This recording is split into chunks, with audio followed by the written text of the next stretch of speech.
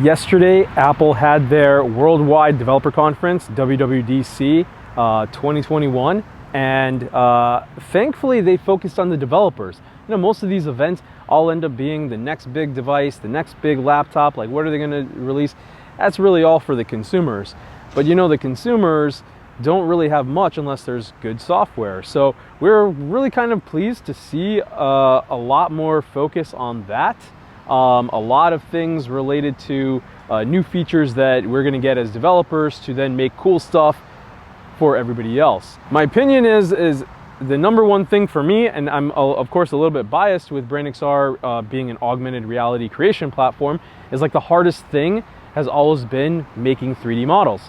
Either an artist has to, you know, spend hours making something, or you need to spend a lot of time taking photographs of it and doing something called photogrammetry. Apple has made something with their object capture API. So with that, with your iPhone, you can take several photos and turn it into a 3D model. And then that makes it a whole lot easier on our side to then bring it into BrandXR and then now share it back out. So that's amazing. I think like that is going to move a lot of Apple's AR initiatives forward. And you saw it in their presentation. If you actually watched it, there was AR all over the place. They took every opportunity they could to make some kind of cool effect. Like people walking out of portals. All of a sudden emojis like coming and raining down on front of them.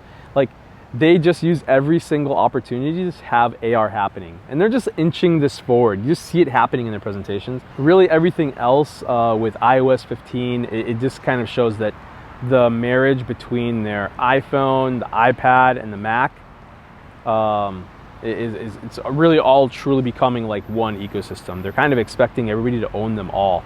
And whether you have one or the other, everything should be interoperable. I thought it was pretty cool that just even dragging your mouse across different devices was really great, because I find myself like taking like a USB stick and then copying it over to this, or using AirDrop to myself on like the iPad to the iPhone or to my MacBook Pro. I'm gonna save like several minutes each time, like all these like thousands of paper cuts that eat up my time, like those will all kind of be returned. So that was also another cool thing to see. You know, other than that, like there is a lot, you know. I want to say like this was probably one of the longer you know, developer conferences that I've seen, like where there's just like, and this is new, and this is new, and this is new, and this is new. So it's going to take a couple days to absorb it all. And then on top of it, WWDC is a conference. It's more than just the keynote. So over the next few days, there's actually going to be more in-depth talks on everything. And at least on the gaming side of things, you know, the game space is going to have an opinion on all of that.